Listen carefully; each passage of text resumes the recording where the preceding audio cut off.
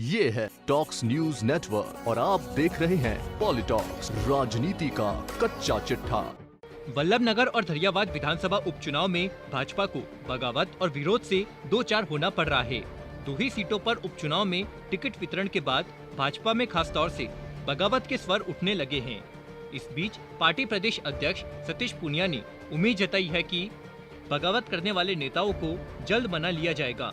पूनिया के दावों की पोल तो खुल भी गई जब वल्लभनगर में भाजपा के बागी उदयलाल डांगी ने आरएलपी का दामन थाम लिया, तो धरियावाद में गौतम लाल मीणा के बेटे कन्हैया ने निर्दलीय दावा ठोक दिया है। प्रत्याशियों के नामांकन कार्यक्रम में शिरकत करने उदयपुर पहुंचे डॉक्टर सतीश पूनिया ने टिकट वितरण से पल्ला झाड़ते हुए कहा कि उपचुनाव में टिकट वितरण पर निर्णय हर बार की तरह पार्लियामेंट्री बोर्ड ने लिया है।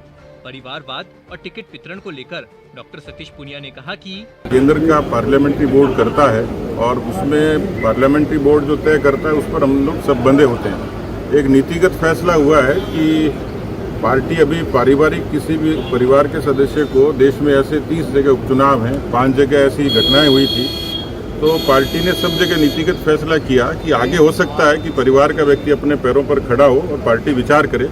लेकिन अभी इस उपचुनाव में न मध्य प्रदेश में हुआ न कर्नाटक में हुआ, एक नीतिगत फैसला था, तो इस लिहाज से हम लोग पार्टी के अनुशासन से और संसदीय बोर्ड के फैसले से बंधे हुए।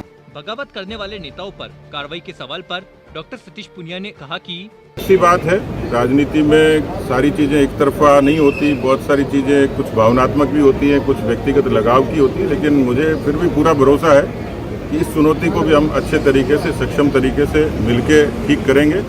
और अभी तो क्योंकि मामला थोड़ा गर्म है, कुछ इमोशंस भी होती हैं, पर पार्टी का कार्यकर्ता कुल मिलाकर जो नीचे काम करता है वो अनुशासित है और वही हमारी ताकत है। वहीं वल्लभनगर और धरियावाद में टिकट चयन के बाद से भाजपा बगावत से 2-4 हो रही है।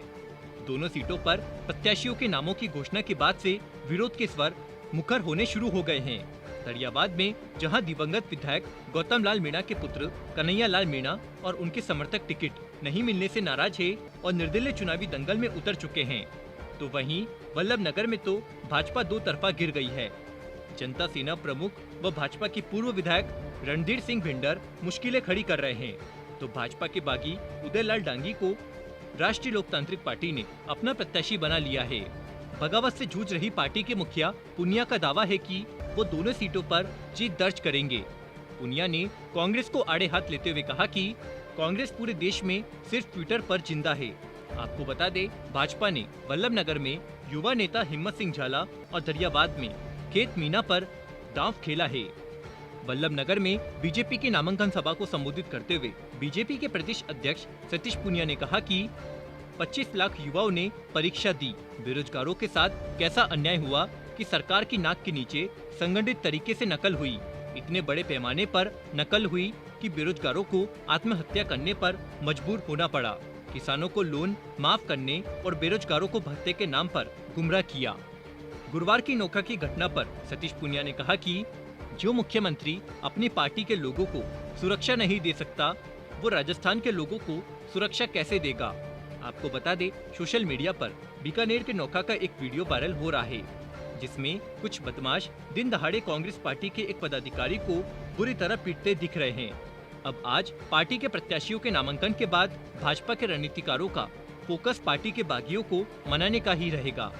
नाम वापसी के दिन तक काफी गहमागहमी का दौर बनने वाला है। भाजपा को पूरा विश्वास है कि धरियावाद में बागी हुए कन्हैया और वल्लभनगर में रणधीर सिंह भिंडर को मना लिया जाएगा। अगर ये दोनों अपना नामांकन वापस नहीं लेते हैं तो पार्टी के प्रत्याशियों के लिए राह आसान नहीं होगी।